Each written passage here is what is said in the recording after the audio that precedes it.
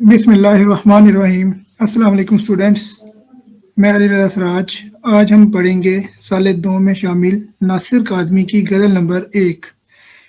गज़ल शुरू करने से पहले हम कुछ बात कर लेते हैं नासिर काज़मी की शायराना खूबियों के हवाले से कि उन्होंने किस किस्म की शायरी की। तो इस हवाले से अगर हम स्पेशली गज़ल के हवाले से बात करें तो उनकी शायरी में हमें फ़िक्री और जज़्बाती रुझानात आम मिलते हैं। इसके अलावा उनकी शायरी में और भी मौज़ूआत ज़ेर बहस रहे, जिनमें हिजरत के वाक़ियात, बिछड़ जाने वालों का दुख, शहरों की वीरानी, अखलाकी इक़दार की पामाली, माशरती इंतशार और बेयकीनी जैसे मौज़ू मिलते हैं। स्टूडेंट्स, इनकी शायरी में जिस तरह मीर तकी मीर की शायरी का हम जायज़ा कर लें तो उसमें हमें दर्द बहुत ज़्यादा मिलता है।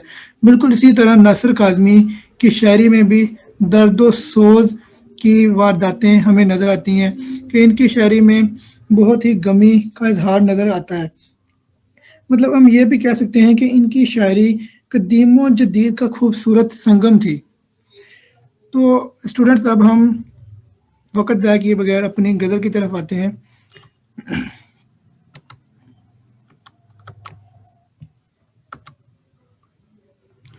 शेर नंबर 1। दिल में एक लहर सी उठी है अभी, कोई ताज़ा हवा चली है अभी। लहर, लहर उठना। इधर लहर उठना का मतलब है जोश उठना, मतलब शौक पैदा होना। मफ़हूम की तरफ हम चलते हैं। उम्मीद की एक किरण ने दिल में खुशी का समान पैदा कर दिया है। अगर हम इसकी अब हम तशरीह की बात करें तो तशरीह में देखें, शेर को पढ़ने से हमें मालूम हो रहा है कि शायर का दिल बहुत ज़्यादा गमगीन है। उसके अंदर वीरानी ने और अदासी ने डेरे डाले हुए हैं। तो ऐसे में अगर उससे कोई खुशी की उम्मीद नज़र आती है, कोई उम्मीद मिलती है उसके दिल को कि वो उस वीरानी से, उस अदासी से बाहर आ जाए, तो ये उसके लिए बहुत खुशगवार तब्दीली होगी। क्योंकि हमें मालूम है स्टूडेंट्स, बच्चों, जिस तरह कि एक इंसान जिसका दिल वीरानी उदासी के अंदर लिपटा हो तो उसको दूसरी दुनिया, मतलब बाहर की दुनिया भी उसे वीरान ही नज़र आएगी। अगर उसका दिल अंदर से खुश है तो चाहे बाहर जितनी मर्जी खजा आ जाए उससे सारी बहार ही मालूम होगी। गोया हम ये कह सकते हैं कि भाई इंसान की खुशी और उदासी का ताल्लुक उसके दिल के साथ जुड़ा हुआ है। तो जिस तरह एक शायर ने कहा है बहुत अच्छे अंदाज में कि जैसा मूड हो वैसा मंजर होता है, मौसम तो इंसान के अंदर होता है। तो इसी हवाले से अगर हम देखें तो वो जो एक ताज़ा हवा चली है अभी, ये जो ताज़ा हवा है ये एक उम्मीद की किरण है। शायर को वो नज़र आ रही है, वो देख रहा है कि भाई ये जो हवा चली है, जैसे हवा ज़िंदगी की नवीद लेकर आती है और ये हवा मेरे लिए उम्मीद का एक झोंका लेके आई है, मेरे अंदर से मायूसी को ख़त्म कर देगी। शायर इस हवाले से कह रहा है कि भाई ये जो हवा चल रही है ये मेरे लिए बहुत अच्छी है।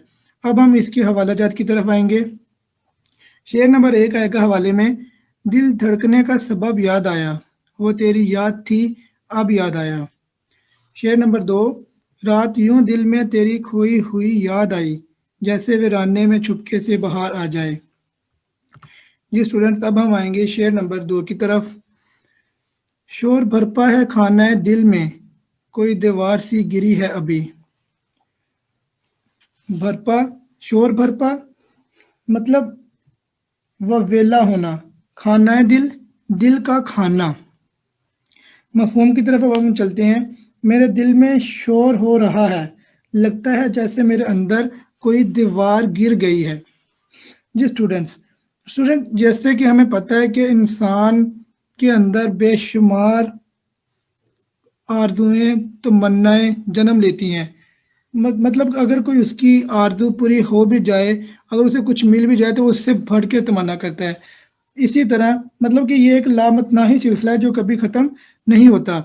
हाँ, कुछ उसकी ख्वाहिशात, कुछ आरजुएं तमन्नाएं पूरी हो भी जाती हैं, مگر یہ ضروری نہیں ہوتا کہ اس کی ہر خواہش پوری ہو. یہ جیسے کہ مرزا غالب کا ایک شعر ہے: ہزاروں خواہشیں ایسی کہ ہر خواہش پہ دم نکلے، بہت نکلے میرے ارمان لیکن پھر بھی کم نکلے.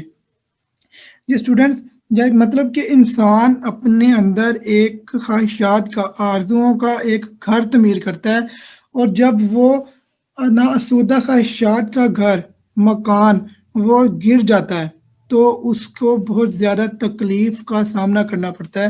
اور یہی صورتحال میر ناصر کی شاعری میں، ناصر کے اس شعر میں ہمیں مل رہی ہے. یہاں دل کی شکستگی کا احساس اسے ہو رہا ہے کہ بھئی میرے اندر کسی چیز، کوئی دیوار گر گئی ہے، مطلب کہ مجھے میری کوئی تمنا پوری نہیں ہوئی اس کی، جس کی وجہ سے اسے اس تکلیف سے گزرنا پڑ رہا ہے. اس کا اسٹوڈنٹ ہم دوسرا اگر سائڈ دیکھیں شعر کے مفہوم کی، تو ہمیں وہ یہ پتہ چلے گی کہ دیوار گری ہے، مطلب کہ شاعر کا کوئی ایسا چل بسا ہے، ایسا انسان اس سے جدا ہو چکا ہے جو اس کی ہر خوشی، اس کی ہر غمی میں اس کے ساتھ تھا، اور اب وہ اس کے ساتھ نہیں رہا. مطلب کہ اس کا سایہ اس سے اٹھ گیا ہے، کوئی دیوار سی گری ہے ابھی. مطلب کہ وہ انسان جو اس کے بہت دل کے قریب تھا وہ اس سے جدا ہو چکا ہے. بچے اس کی اب ہم حوالہ جات کی طرف آتے ہیں. اس کے اندر پہلا حوالہ آئے گا: میٹھے تھے جن کے پھل وہ شجر کٹ کٹا گئے، ٹھنڈی تھی جس کی چھاؤں وہ دیوار گر گئی. اس کے اندر شعر نمبر 2 آئے گا: دیدنی ہے شکستگی دل کی، کیا عمارت غموں نے ڈھائی ہے. جی اسٹوڈنٹس اب ہم آتے ہیں شعر نمبر 3 کی طرف. بڑی دنیا میں جی نہیں لگتا، جانے کس چیز کی کمی ہے ابھی. جی لگنا مطلب دل کا بہلنا. شاعر اس کے مفہوم میں کہہ رہا ہے کہ دنیا بھری پڑی ہے مگر میرا کسی چیز میں بھی دل نہیں لگتا، شاید کسی چیز کی کمی سی ہے جو اس دل کو محسوس ہو رہی ہے. جی بچوں، شاعر حضرات جو ہوتے ہیں نا، وہ ایک بہت ہی حساس طبیعت کے مالک ہوتے ہیں. وہ ماحول میں ہونے والی تبدیلیوں پر نظر رکھتے ہیں. وہ ایسا معاشرہ چاہتے ہیں جہاں وہ اپنی زندگی آزادی سے گزار سکے. جب شاعر عملی زندگی میں ناکام ہو جاتا ہے تو ایسا معاشرہ نہیں دیکھ پاتا جو وہ چاہتا ہوتا ہے، تو پھر اس کا دل مایوس ہو جاتا ہے. اسی وجہ سے اس شعر کے اندر میں بھی ہمیں وہی مایوسی نظر آ رہی ہے کہ شاعر جو چاہتا ہے اس کو ساری دنیا نظر آ رہی ہے کہ بھئی، جیسے کہ میں نے پہلے شعر میں بتایا کہ انسان کا اگر موڈ ہی اچھا نہ ہو، اگر انسان کا دل ہی خوش نہ ہو تو اسے دنیا بھر کی تمام چیزیں بھی بھلی نظر نہیں آئیں گی. اسے یہی ہوگا کہ ہر طرف اداسی ہے، خزاں کا موسم چھایا ہوا ہے.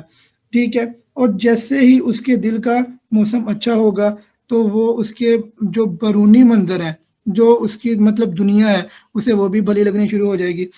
ایسا محسوس ہو رہا ہے کہ جیسے شاعر کا محبوب اس سے دور ہو چکا ہے، اور وہ اس کی جدائی میں، اس کے دور ہونے کی غم میں اس کے دل کو کسی طرح بھی سکون نہیں ہے.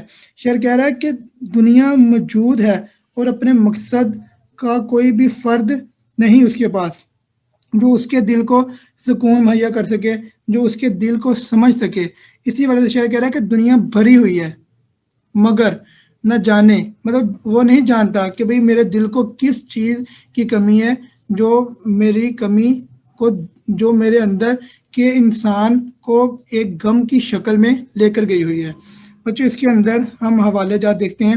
اس کے اندر پہلا حوالہ آئے گا: دل تو میرا اداس ہے ناصر، شہر کیوں سائیں سائیں کرتا ہے. شعر نمبر 2 آئے گا: اتنی خلقت کے ہوتے شہروں میں ہے سناٹا. جی اسٹوڈنٹس اب ہم کریں گے شعر نمبر 4 کی تشریح. تو شریک سخن نہیں ہے تو کیا، ہم سخن تیری خاموشی ہے ابھی. بچوں اس شعر کے اندر جو پہلا لفظ ہے شریک سخن، مطلب ہم کلام، شریک گفتگو، جس سے گفتگو کی خاموشی، مطلب خاموشی اس کو بدل کے لکھا ہوا ہے، دوسرے شعری وزن کے حوالے سے لکھا ہوا ہے. جی اس کے اب مفہوم کی طرف آتے ہیں. شاعر کہہ رہا ہے: اے محبوب، اگرچہ تو مجھ سے بات نہیں کر رہا لیکن تیری خاموشی پھر بھی مجھ سے کلام کر رہی ہے. اب ہم اس کے تشریح کی طرف آتے ہیں بچوں.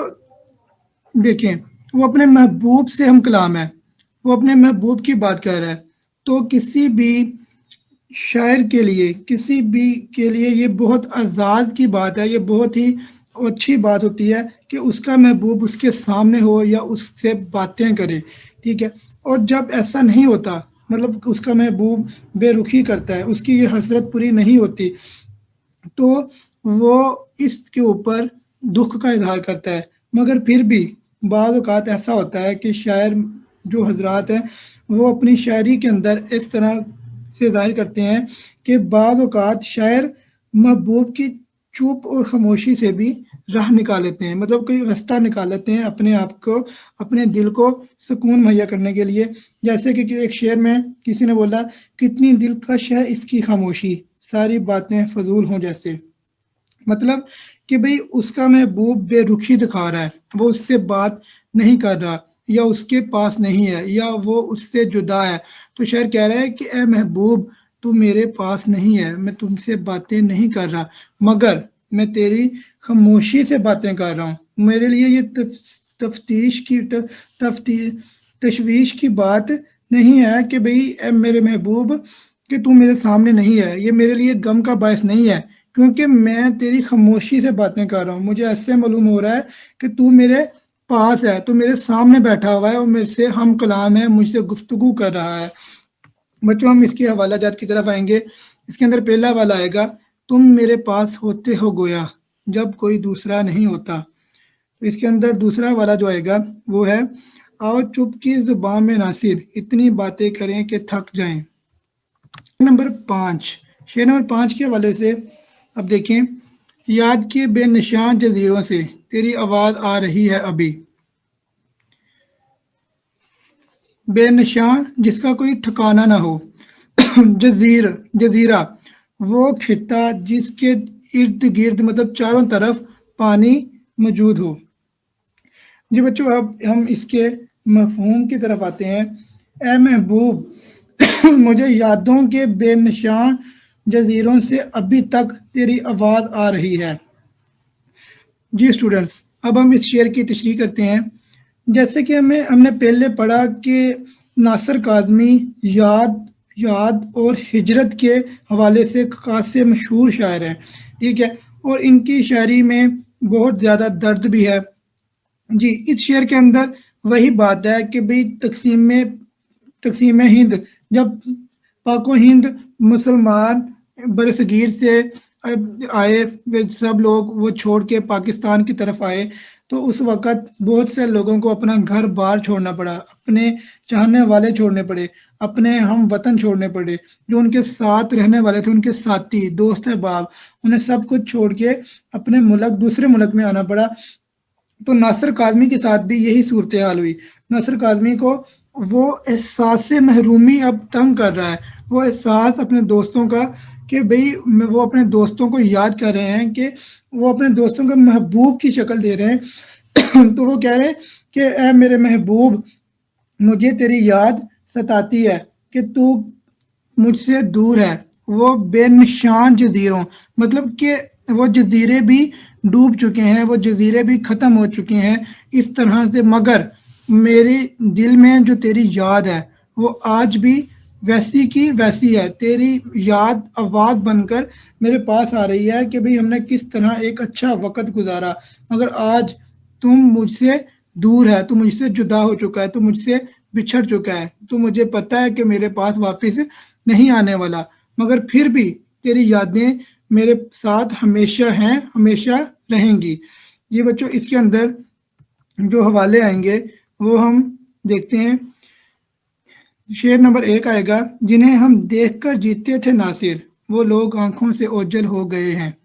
اس کے اندر جو شعر نمبر 2 ہے وہ آئے گا، تم پھر نہ آ سکو گے بتانا تو تھا مجھے، تم دور جا کے بس گئے میں ڈھونڈتا پھرا. یہ بچوں اب ہم کریں گے شعر نمبر 6 کی تشریح. شہر کی بے چراغ گلیوں میں زندگی تجھ کو ڈھونڈتی ہے ابھی. بے چراغ مطلب بے نور، ڈھونڈتی ہے تلاش کرتی ہے. مفہوم سنے بچوں. اے محبوب شہر کی ویران اور اندھیری گلیوں میں زندگی ابھی تک تمہیں تلاش کر رہی ہے۔ جی بچے، اب اس کی ہم تشریح کی طرف آئیں گے۔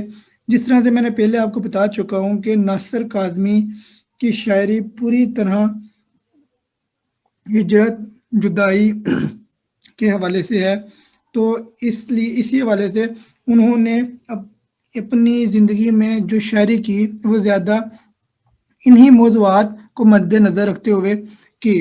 اس شعر کے اندر اب وہ اپنے محبوب سے جدا ہیں، اپنے محبوب کو تلاش کرنے کی جستجو کر رہے ہیں۔ مطلب ناصر کے ہاں ہجرت دو سمتوں سے وارد ہوئی ہے، ایک رشتوں کی جہت سے اور دوسری فسادات کے نتیجے میں قدروں کی پامالی کے رستے سے۔ تقسیم اور ہجرت جس طرح سے رشتوں اور رابطوں کی زنجیر کی شکستگی کا باعث بنی ہے، اس نے ناصر کو حد درجہ اداس کیا ہے۔ بچوں، اسی وجہ سے ناصر کے اندر ایک ویرانی ہے اور ہر وقت اداسی سی چھائی رہتی ہے۔ تو کہا جاتا ہے کہ بھئی ناصر اکثر راتوں کو باہر گھوما کرتے تھے، وہ اسی وجہ سے کہ بھئی وہ اپنے محبوب کی، وہ اپنے دل کے سکون کے لیے گھومتے تھے کہ ان کے اندر جو اداسی ہے، جو ویرانی ہے، وہ کسی طرح سے ختم ہو جائے۔ اور جو اس فسادات تقسیم ہند، پاک و ہند میں ہوئے، تو ان کے اندر بہت سارے لوگ بچھڑ گئے ایک دوسرے سے۔ ان کے اندر کہیں اس کا محبوب بھی اسی قافلے کے اندر موجود تھا جو اس سے بچھڑ گیا ہے، جس وجہ سے ناصر کا یہ سارا ماحول سوگوار نظر آتا ہے۔ ناصر اپنے محبوب کو بلا نہیں پائے، اور وہی درد ان کی شاعری میں ہمیں جا بجا نظر آتا ہے، اور وہ کہہ رہا ہے کہ اے محبوب میں تجھے اندھیری تاریک گلیوں میں راتوں کو ڈھونڈتا ہوں، اور تو مجھے پتا ہے کہ تو مجھے نہیں ملنے والا، مگر پھر بھی میں تجھے ڈھونڈنے کی کوشش کرتا ہوں۔ زندگی تیری تلاش میں نکلی ہوئی ہے کہ کاش تو مجھے کہیں سے مل جائے اور میری یہ جو ویران زندگی ہے اس کے اندر رونق آ جائے۔ بچوں، اس کے اندر اب ہم دیکھیں گے کون سے والے آئیں گے۔ حوالہ نمبر 1 آئے گا، بچھڑا کچھ اس اداسے کے رت ہی بدل گئی، ایک شخص سارے شہر کو ویران کر گیا۔ شعر نمبر 2 جو آئے گا وہ ہے، جہاں تنہائیاں سر پھوڑ کے سو جاتی ہیں، ان مکانوں میں عجب لوگ رہا کرتے تھے۔ شعر نمبر 7 اسٹوڈنٹس ہم اب یہ دیکھیں گے، وقت اچھا بھی آئے گا ناصر، غم نہ کر زندگی پڑی ہے ابھی۔ بچوں، یہ مقطع کا شعر ہے۔ مقطع جیسے کہ میں نے آپ کو بتایا پہلے بھی غزلوں میں کہ جس کے اندر شاعر اپنا نام مطلب تخلص یوز کرتا ہے اسے کہتے ہیں مقطع، اور وہ شعر غزل کا آخری شعر بھی ہوتا ہے۔ تو اس حوالے سے اگر اب ہم دیکھتے ہیں اس کا شعر کا مفہوم، شاعر اس شعر کے اندر ناصر اپنے آپ سے مخاطب ہے کہ اے ناصر تجھے پریشان ہونے کی ضرورت بالکل نہیں ہے، اب بھی یہ زندگی ختم نہیں ہوئی، یہ دن اچھے ضرور آئیں گے ایک دن۔ تو اب ہم اس کی تشریح کی طرف آتے ہیں۔ اسٹوڈنٹس، جیسے کہ ہمیں پتہ ہے کہ میں نے آپ کو پہلے بہت بتایا ہوا ہے کہ بھئی ان کی شاعری میں نا امیدی تھی، ہجرت تھی، یادوں کا ایک لمبا سلسلہ ملتا ہے ہمیں۔ تو عام طور پر انہوں نے ایسی ہی شاعری کی جس میں نا امیدی نظر آتی ہے، مگر اس شعر کے اندر رجائیت نظر آتی ہے۔ رجائیت ہوتا ہے امید کی کرن، مطلب اس شعر کے اندر امید کی ایک کرن دکھائی گئی ہے۔ شاعر ناصر کاظمی اس کے اندر بتا رہے ہیں کہ اے ناصر تو ٹینشن نہ لے، تو فکر مند نہ ہو، تو اس چیز کو نہ بھول کہ یہ زندگی ختم نہیں ہوئی تیری، ابھی زندگی تیری بہت پڑی ہے، یہ جو برا وقت تیرے اوپر آیا ہوا ہے یہ برا وقت چلا جائے گا، کیونکہ انسان کی زندگی میں جو بھی چیز آتی ہے وہ ہمیشہ کے لیے نہیں آتی۔ اگر دکھ آئے ہیں تو وہ بھی ہمیشہ کے لیے اس کے ساتھ نہیں رہیں گے، اگر غم آ گئے ہیں تو وہ بھی اس کے ساتھ ہمیشہ کے لیے نہیں رہیں گے۔ اس لیے اس شعر کے اندر ایک امید کی کرن ہے، ایک امید ہے کہ یہ جو دن برے ہیں میرے اوپر چل رہے ہیں، یہ دن ایک دن اچھے ہو جائیں گے۔ گویا ہم یہ کہہ لیں کہ شاید اللہ تعالیٰ کی ذات سے نا امید نہیں نظر آ رہے. ٹھیک ہے، مطلب کہ ناصر کاظمی اس شعر کے اندر یہ بتانے کی کوشش کر رہے ہیں کہ اے ناصر، یہ جو دن برے تیرے اوپر آئے ہیں، یہ ایک دن یہ بادل چھٹ جائیں گے اور رات کی تاریکی سے ہی سورج کی کرنیں نکلتی ہیں. ٹھیک ہے بچوں، یہ تھی ہماری تیسرے شعر کی تشریح. اب اس کے ہم حوالے دیکھیں گے. اس کے اندر ایک حوالہ آئے گا، شاید خوشی کا دور بھی آ جائے اے ندیم، غم بھی تو مل گیا ہے تمنا کیے بغیر.